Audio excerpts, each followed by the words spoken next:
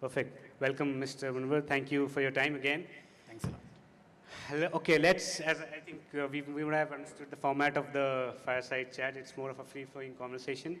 So my first question would be, let's try and understand a little bit about Ather's journey so far in India.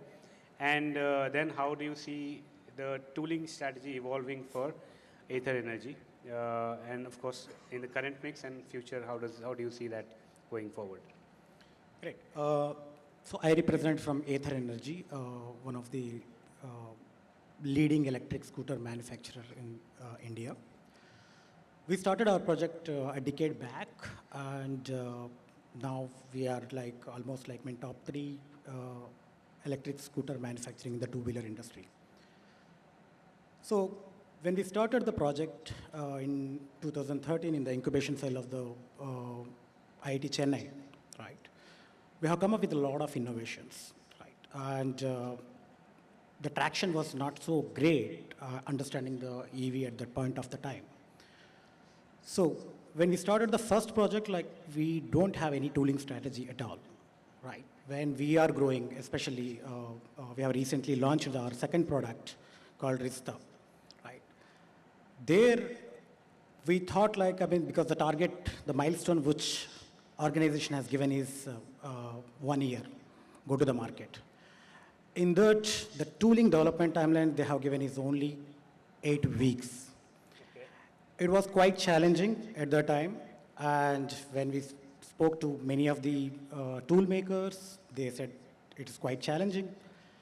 But now we recently launched, and I want to share one of the experience. One of our tool maker very proudly has posted in the social media saying like, we are the part of Ather Energy Rista, who has developed the entire tools in 7 weeks.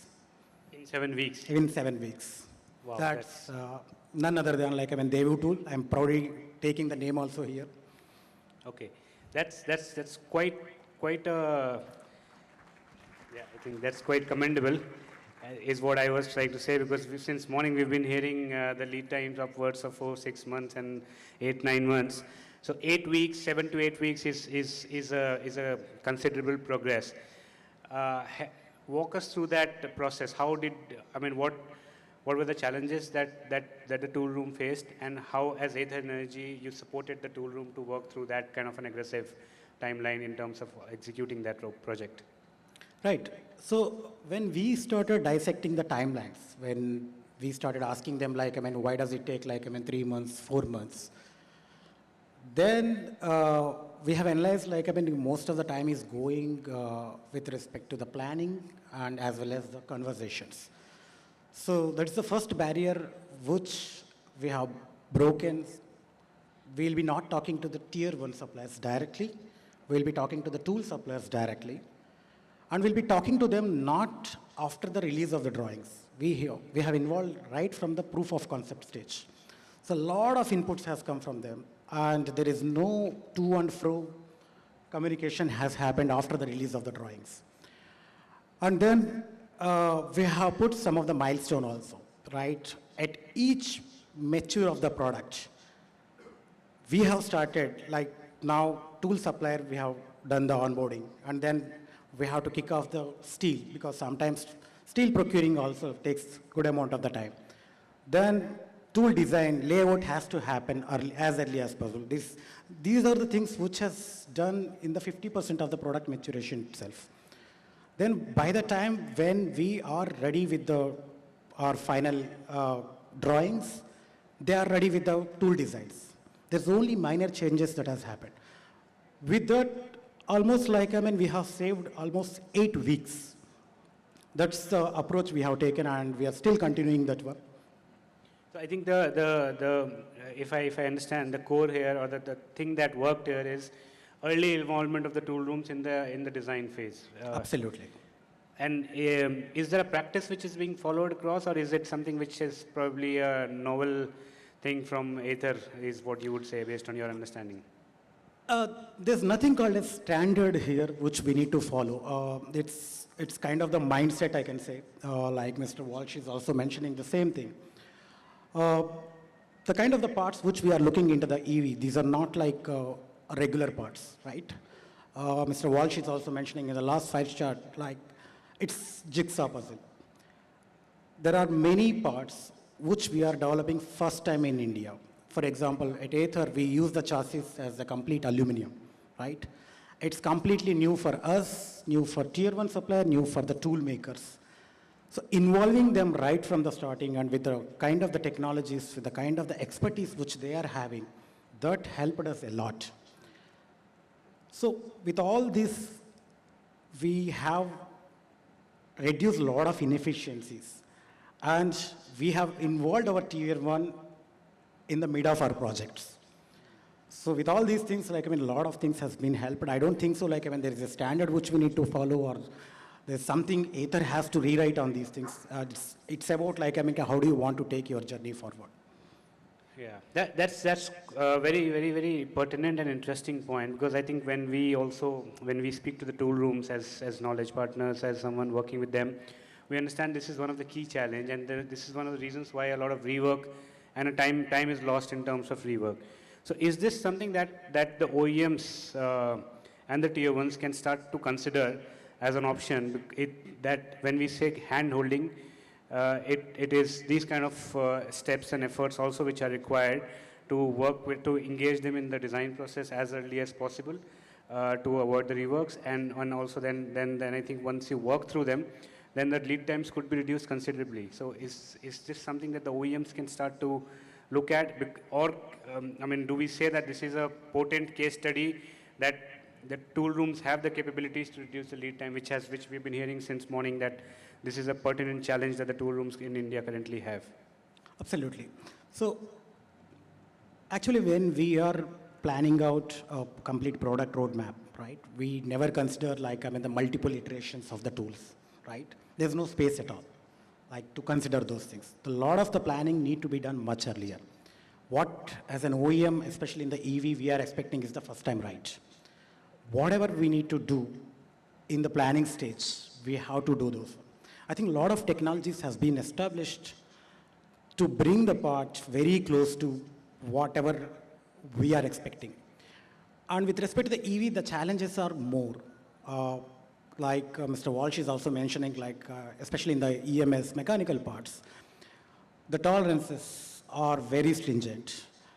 One of the die casting part which we have developed for our belt transmission, which has 0 draft. So it is always, I mean, we try to marry many people.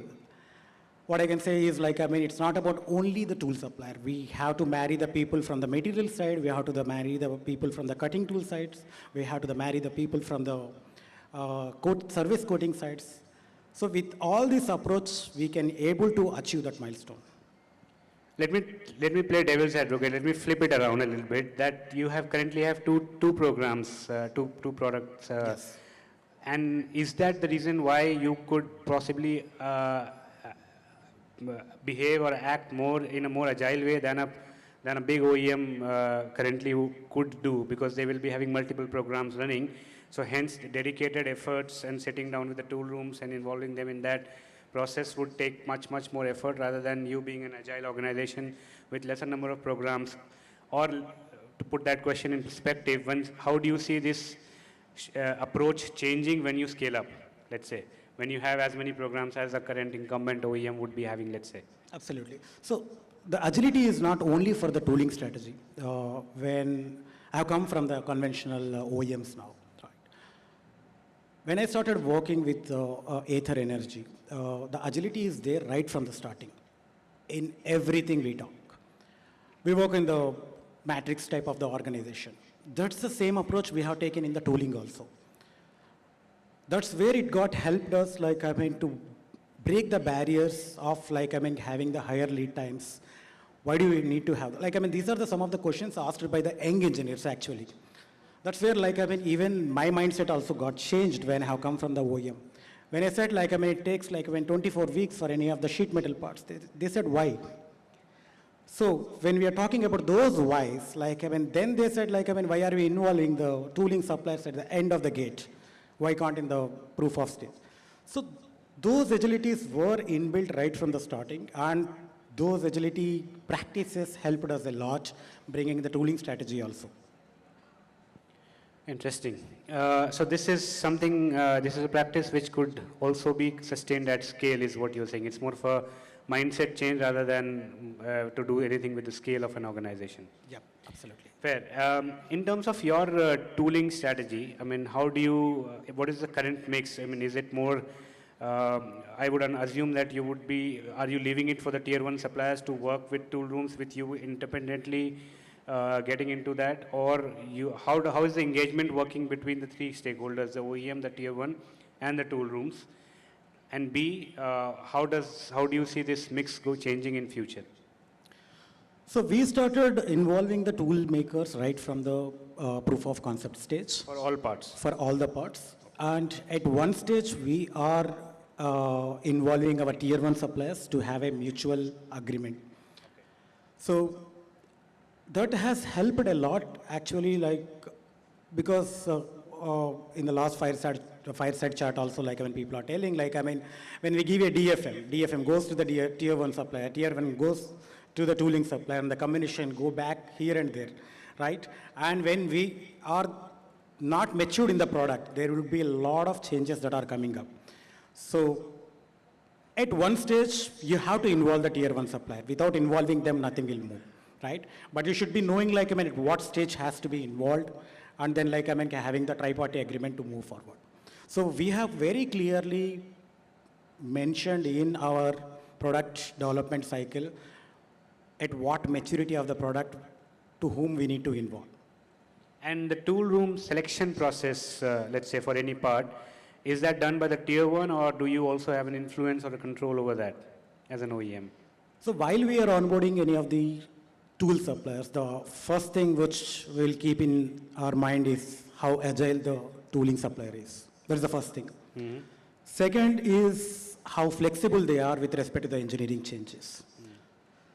Third, of course, like, I mean, we will definitely, like, I mean, look into their craftsmanship, which we have no second thoughts about the Indian tool rooms. Like, I mean, wherever we go, like, I mean, we see one of the tool room person is from India.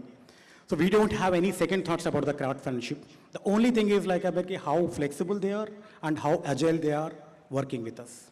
And there are, like, I mean, almost, we have, like, I mean, 200 plus checkpoints in onboarding any of the suppliers.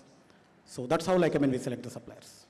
Understand. And in terms of the contractual arrangement, is it between the tier one and the tool rooms, or do you also become a, I mean, do you recommend a tooling supplier? And how do, the question is basically, if a tool room wants to work with Ather, how would they, what kind of process they need to follow? We generally onboard our tool suppliers directly, and then we direct them to the tier one suppliers. In fact, when we started the project of the second product, we thought to have the tooling captive, right? That's what we were thinking. Then again, we thought, like, I mean, we have a lot of challenges in the EV to resolve, and the industry is already set up. Rather than working with that supplier, why do we need to have the captive tool rooms? That's the approach which we have taken. And yes, we are okay to, I mean, we are not, it's not like, I mean, we are not okay. We are directly working with the tooling suppliers, and we are onboarding them directly.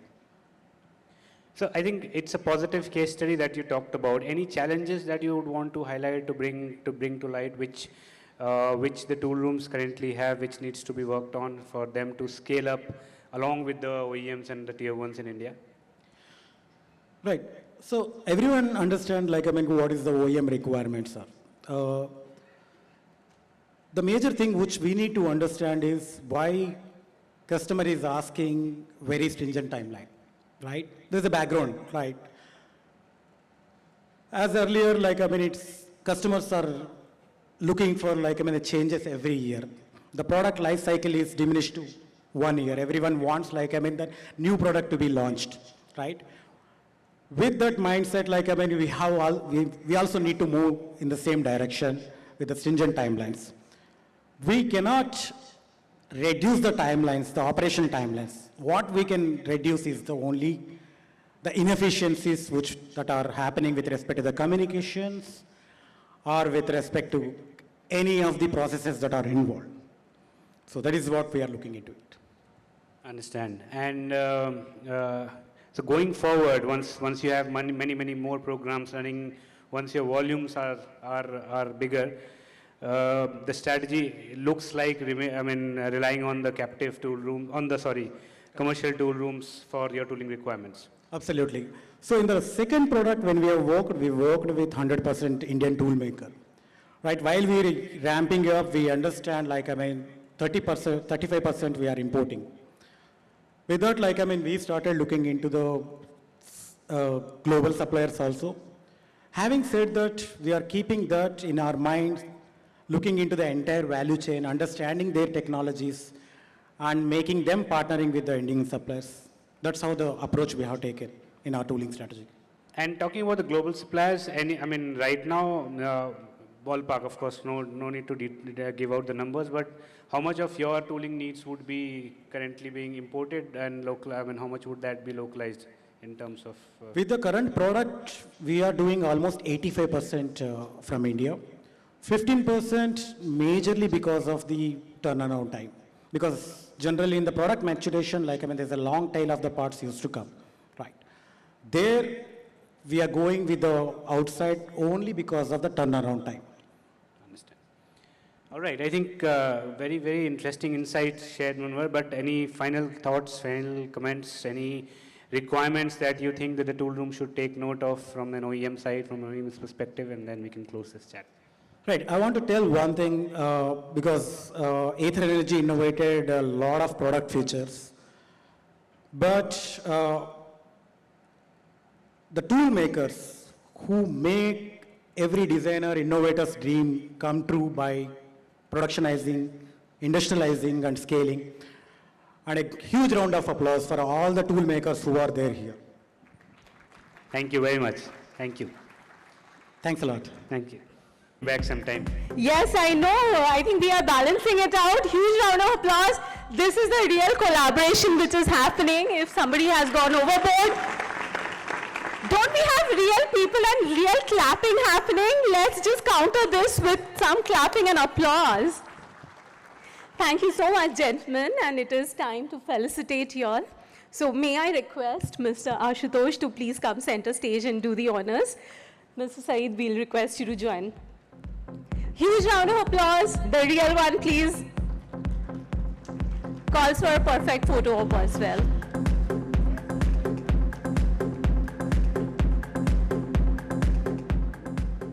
Thank you so much. That was only the second Fireside chat.